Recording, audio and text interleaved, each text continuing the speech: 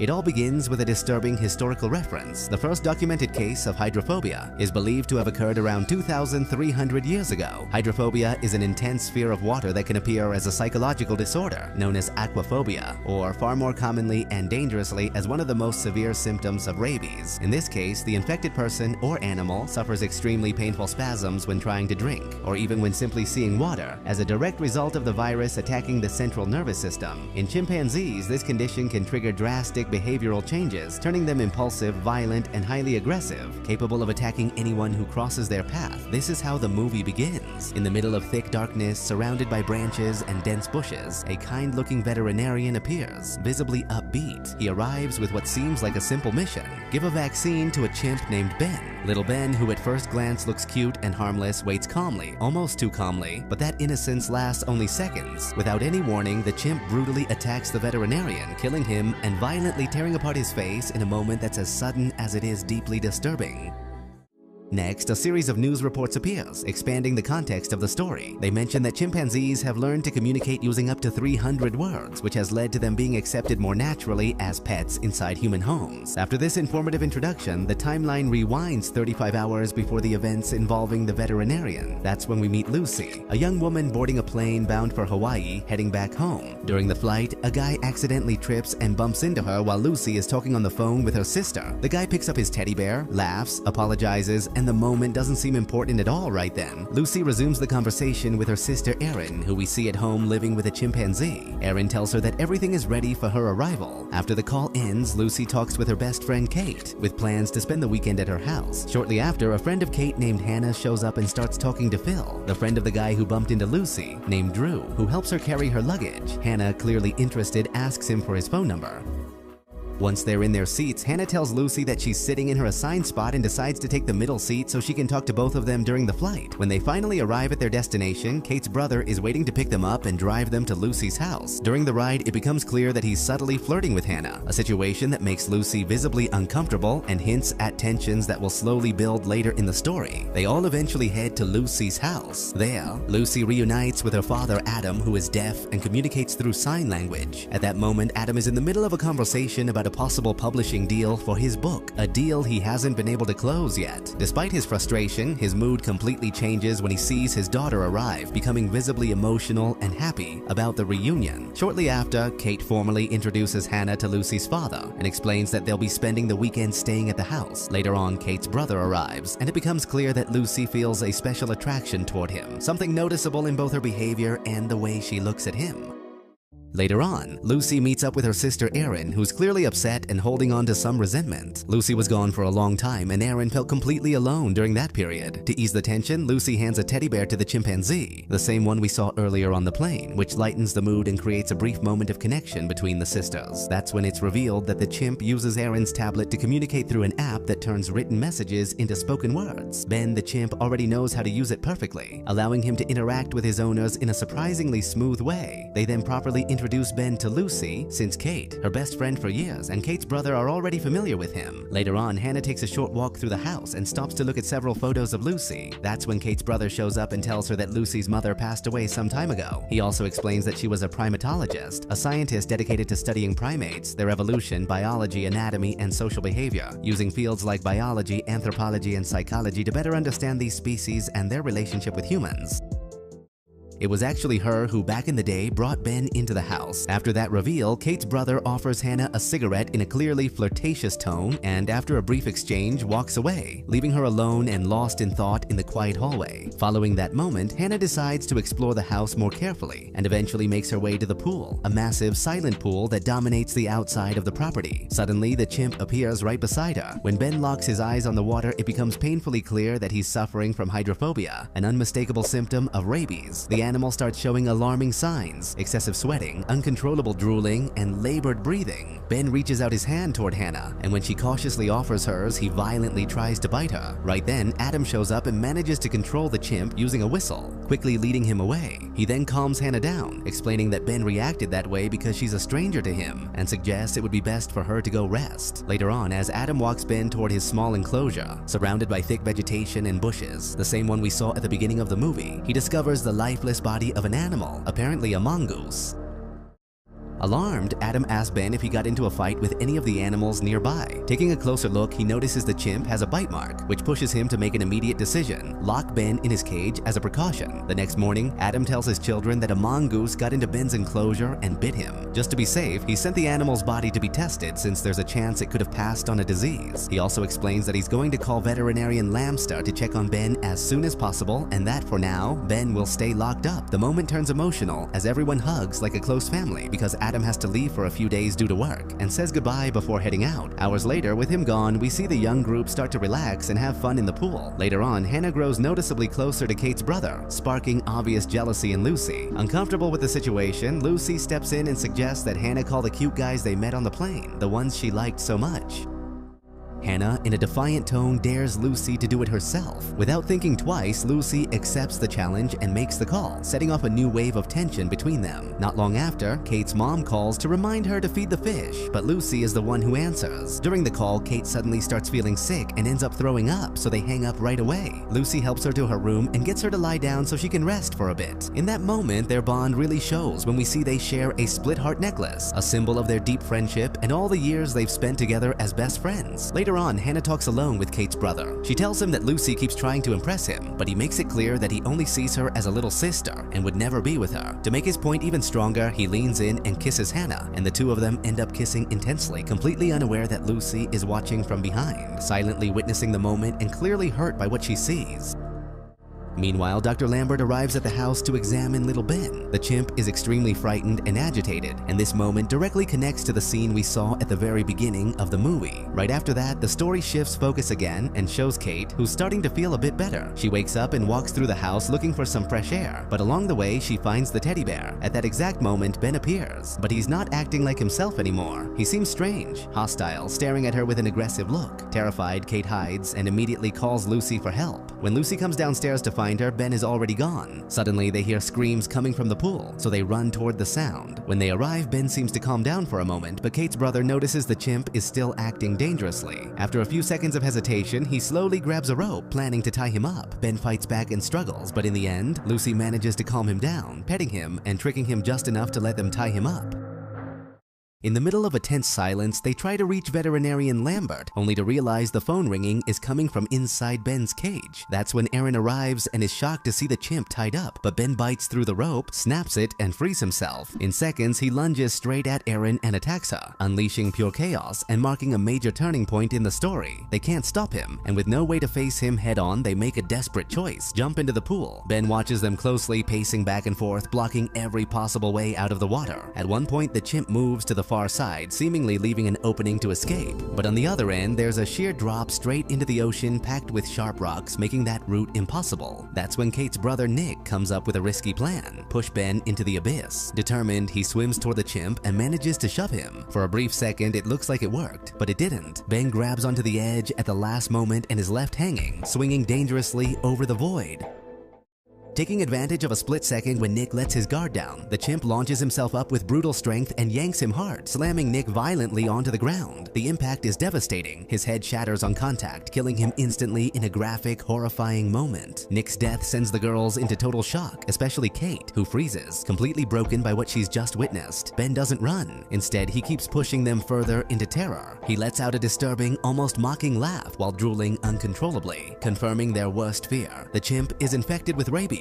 Realizing how serious things are, Lucy understands that her sister Erin needs medical help immediately. Moving with extreme caution, Lucy slowly climbs out of the pool while Ben stays seated, staring straight at her, unblinking. Her goal is to reach a life ring and throw it into the water so the others can stay afloat longer. Lucy grabs the life ring and tosses it into the pool, but she doesn't jump in right away. Instead, she dangerously moves closer to Ben. The phone is right near him. She knows she has to call for help, no matter the risk. Just as it looks like Ben is about to grab her, one of the girls manages to distract the chimp, pulling his attention away for a few crucial seconds.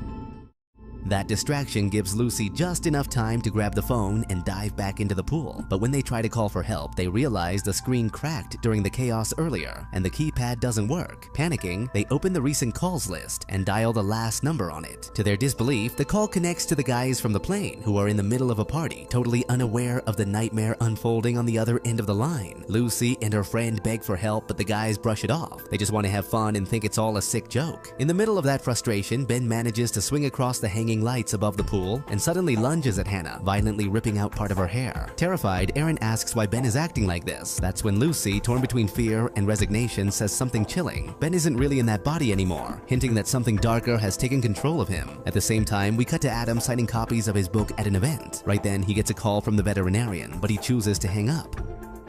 Shortly after, she texts him saying the mongoose tested positive for rabies. Adam, doubtful, replies that there is no rabies in Hawaii. The vet answers that they'll run new tests since the sample may have been contaminated during transport. Worried now, Adam tries calling Lucy, but she doesn't answer because her phone was left behind in her room. Back at the house, the girls realize they have no other choice but to go get Nick's phone, which was left in the living room. Lucy carefully climbs out of the pool, and Kate goes with her. They manage to reach the entrance, slowly open the door, and sneak inside. They move through the living room in silence until they spot the phone, but as they get closer, they accidentally hit the TV remote. The television turns on instantly. The sound alerts Ben and he comes rushing down right away. With no other options left, the girls are forced to hide inside a closet to avoid being seen. Ben walks toward the TV, where an animated show is playing. For a moment, it looks like he's calmed down, but suddenly, in a violent burst of rage, he smashes the television. Startled, Kate steps back and knocks over a few objects, making noise and once again drawing the chimp's attention. Ben heads straight for the closet and starts slamming into the doors, ripping them apart with raw force. The girls hide among the clothes, barely breathing. Ben breaks into the closet and searches frantically. He gets dangerously close but somehow doesn't find them and eventually leaves. Lucy decides to come out first. Using sign language, she communicates with her best friend Kate, telling her to stay hidden while she keeps moving and tries to find a way to survive. As Lucy steps out of her hiding spot, she grabs the phone and desperately tries to call for help. That's when she hears Ben using the tablet, repeating a chilling phrase, "Lucy bad." The words instantly put her on edge. She looks up and sees the chimp perched above, watching her with a threatening stare. She tries to run, but Ben leaps down and violently attacks her. Kate reacts instantly, grabbing a stick and striking the chimp to save her friend. Thanks to that desperate move, the girls manage to escape the house and slam the door shut behind them, but Ben knows how to open it and starts forcing his way out, until Kate manages to hold him off for a few crucial seconds. Then the chimp starts slamming into the glass with pure rage. It doesn't break right away and Ben backs off, clearly furious. For a moment, that gives the girls a false sense of relief, but Lucy quickly realizes the truth. Ben didn't stop because he gave up. He stepped back to get distance. Seconds later, the chimp charges full speed and smashes straight through the glass. Terrified, the girls take off running. During the escape, Ben catches Kate, strikes her, and sends her crashing down the stairs that lead to the pool. Lucy rushes after her, but suddenly Kate is no longer beside her. She hears her screams and runs toward the sound, arriving just in time to witness Ben grab a rock and slam it into Kate's head over and over again, killing her brutally without mercy. After murdering Kate, Ben turns his attention to Lucy. She runs without stopping, and as she tries to jump into the pool, the chimp catches her and attacks again. At that moment, Hannah climbs out of the pool to help. She grabs a rope, wraps it around Ben's neck, and jumps into the water along with Lucy. Both of them pull with everything they've got, trying to drag the chimp into the pool and drown him, knowing Ben can't swim. But their strength isn't enough. Ben breaks free, once again crushing their chance to survive. Meanwhile, Adam wraps up his work successfully, but he can't shake the worry. His daughters still aren't answering. On top of that, the thought that his chimp might be infected with rabies keeps growing heavier in his mind, turning from a doubt into a real fear. At the same time, the guys from the plane, Drew and Phil, arrive at Lucy's house after she shared her exact location during the call. Once there, they split up to look for the girls, thinking it's all some kind of joke or surprise. What they don't know is that Ben has already spotted them. Silent and focused, the chimp starts following them, ready to kill. Soon after, Drew reaches one of the rooms, convinced the girls must be there. When he realizes they're not, he starts looking around more carefully, turning on the lights, scanning the furniture, picking up a framed photo. That's when he discovers something unsettling. The girls have a chimpanzee as a pet. The situation turns unsettling when suddenly Drew comes face to face with Ben. The chimp slowly moves toward him, intimidating him with its presence, and Drew tries to stay calm while looking for a way to distract him. At first, he acts friendly, almost playful. He asks Ben to clap, and surprisingly, Ben does. Then Drew pulls out his keys and shakes them to grab his attention, planning to throw them away and buy himself time to escape. But the plan fails. Ben doesn't go for the keys. Instead, he keeps moving closer, slow and threatening. Drew keeps playing along for a few more seconds, but But when it's clear the chimp isn't stopping and is turning openly aggressive, he snaps. Fear and desperation take over, and he starts insulting Ben, hurling curse after curse that only makes Ben angrier. In a sudden burst of brutal violence, the chimp lunges at Drew, grabs him by the mouth, and with inhuman strength rips his jaw clean off. The scene turns grotesque and deeply disturbing as Ben plays with it like a toy, then places it back onto Drew's lifeless body, marking one of the most shocking and macabre deaths in the entire story. After that, Ben goes looking for the last guy. The young man manages to find the girls, who are still hiding in the pool. Lucy wakes up right then, and when she sees him, desperately signals for him to stay quiet and call for help. He ignores her warnings and starts yelling, sealing his own fate. The screams immediately draw Ben in. The chimp shows up to intimidate him, still carrying Drew's jaw to make it even more terrifying. Phil tries to run and, in pure desperation, grabs a shovel to defend himself. While Ben brutally attacks him, Hannah takes advantage of the distraction, climbs out of the pool, and escapes. She runs without looking back, grabs her keys and phone, and rushes out of the house. In the chaos, she jumps into the wrong car, the guy's car. Realizing her mistake, she tries to reach her own vehicle, but Ben reappears. That's when Hannah understands something horrifying. The chimp isn't just violent, he's smart. Ben has her car keys, making locked doors useless. With chilling calm, the animal unlocks the car and slowly moves toward her. Terrified, Hannah calls emergency services and begs for help. The operator asks for the address, but Hannah can't remember it and desperately pleads for them to trace the call.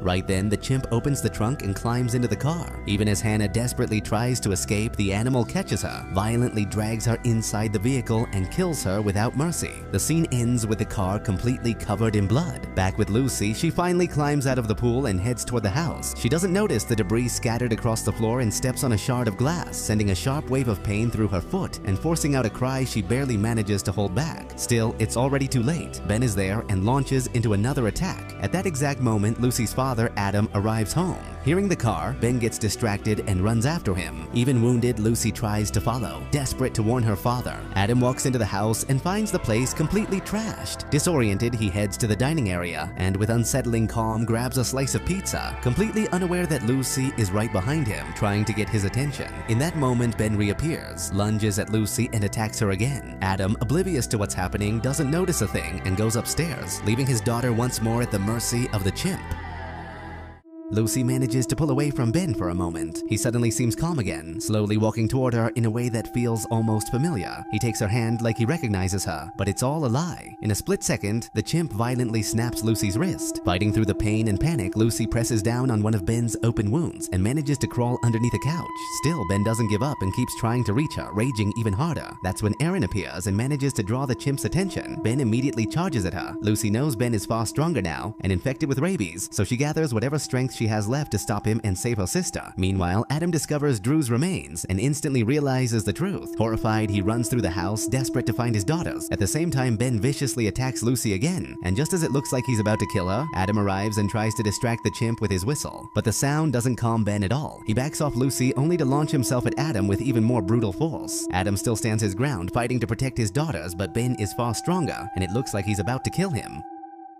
Faced with the scene, Lucy grabs a shovel and starts hitting the chimp, trying to kill him and avenge her friend's deaths, but things don't go as planned. The shovel snaps in half and Ben immediately takes advantage, attacking her again. Right then, Adam manages to get back up once more and strikes the chimp, leaving him briefly stunned. Adam spots a bottle nearby, grabs it, and smashes it against Ben's head. When it breaks, he uses the sharp glass to stab it straight into Ben's chest, seemingly piercing the animal's heart. It looks like Ben has finally been defeated. The family hugs each other, convinced it's finally over, but the calm lasts only a few seconds.